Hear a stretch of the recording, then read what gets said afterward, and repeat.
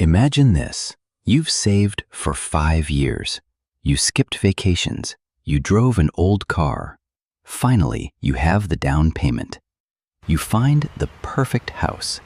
3 bedrooms, a small yard for the dog. The asking price is $400,000. You offer $410,000 just to be safe. You are excited. You are nervous. An hour later, your agent calls. You didn't get it. Someone else offered $450,000, all cash. No inspection required. Closing in 24 hours. You ask, who has that kind of cash lying around? A doctor? A lawyer? No. You weren't fighting a person. You were fighting an algorithm. You were fighting a portfolio manager on Wall Street, clicking a button to buy an entire zip code. Welcome to the new American reality. The single-family home, the symbol of the middle class, the primary way Americans build wealth, is being hijacked.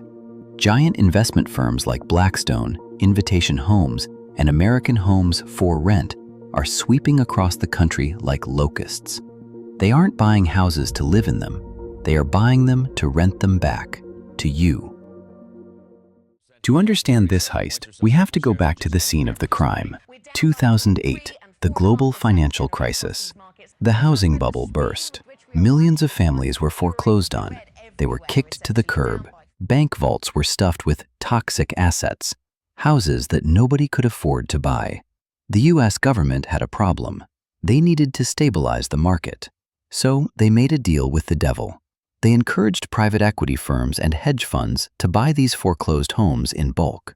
We are talking about thousands of homes sold at pennies on the dollar. It was supposed to be a temporary fix. Stabilize the market, they said.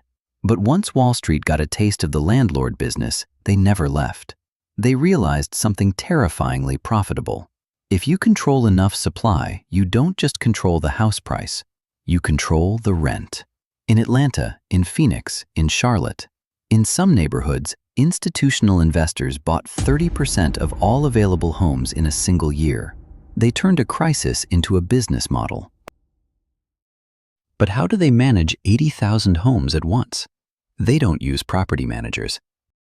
They use AI. Meet YieldStar and RealPage. These are software platforms used by landlords to set rent prices. In the old days, a landlord would look at the newspaper, maybe ask a neighbor, and set a price. They wanted the unit filled. RealPage is different. It uses an algorithm that collects private data from millions of units. It tells landlords exactly how much they can raise the rent before you break. The algorithm often recommends keeping units empty rather than lowering the price. It values revenue management over human occupancy. It creates a cartel. If 2 human landlords met in a dark room and agreed to raise rents together, that's illegal. That's price fixing. But when an algorithm does it, they call it market optimization. The result? Rents in the US have risen faster in the last 3 years than in the previous 10 combined. This isn't inflation, it's manipulation. So what is it like to have a faceless corporation as your landlord? It's a nightmare. When the pipe bursts at 2 a.m., you don't call Mr. Smith down the street. You call a 1-800 number. You talk to a chatbot. Tenants report waiting weeks for basic repairs. Mold, leaking roofs, broken AC in the summer. But while they save money on maintenance, they are incredibly efficient at collecting fees. Late on rent by 1 day? Automated fee. Want to pay online? Convenience fee. Need to take out the trash? Valet trash fee. Pet fee. Lease administration fee. Smart home fee. They have industrialized the role of the slumlord. They extract maximum value from the house and minimum value from you.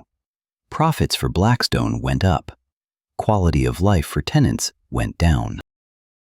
There is a phrase from the World Economic Forum that conspiracy theorists love to quote. You will own nothing and you will be happy. Whether it was a prediction or a plan, it is coming true. Look at the economy. You don't own your music, you subscribe to Spotify. You don't own your movies, you subscribe to Netflix. You don't own your software, you subscribe to Adobe.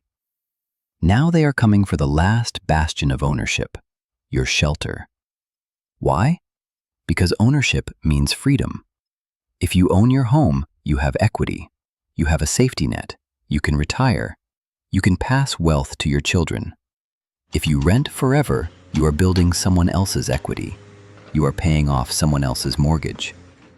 Wall Street wants to turn the American citizen into the American subscriber, a monthly recurring revenue stream, forever. This is not capitalism. Capitalism requires competition. When giant entities with infinite capital buy up the limited supply of a human necessity, that is not a free market. That is feudalism. In the Middle Ages, the lords owned the land and the serfs worked the land to pay the lords. Today, the lords are private equity firms. The land is the housing market. And the serfs? That's us, the generation that works 3 jobs just to make rent. The housing heist is almost complete. They are betting that we will get used to it, that we will accept being permanent renters in our own country. But housing is not a stock ticker. It's not a Bitcoin. It's a home. The sign on the lawn shouldn't say, "For rent by Blackstone." It should say, "Not for sale."